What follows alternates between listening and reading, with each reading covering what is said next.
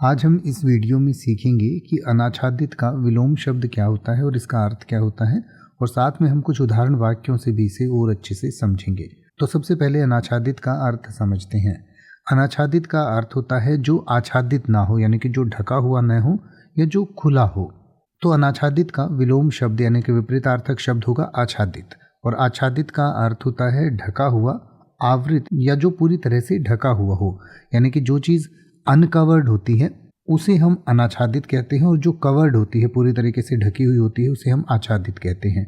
तो आइए अब हम अनाच्छादित और आच्छादित को कुछ उदाहरण वाक्यों से समझें। जैसे कि आप ये कह सकते हैं कि टेबल पर रखा हुआ सामान पूरी तरह से आच्छादित था, यानी कि ढका हुआ था। तो उसका उल्टा हम कहेंगे टेबल पर रखा सामान अनाच्छादित था और धूल से ढका हुआ था, यानी कि उस पर धूल गिरी हुई थी। या फिर आप कह सकते हैं घर की छत अभी भी अनाच्छादित है, यानी कि अनकवर्ड है। तो इसका उल्टा आप कह सकते हैं घर की छत आच्छादित है, यानी कि कवर्ड है।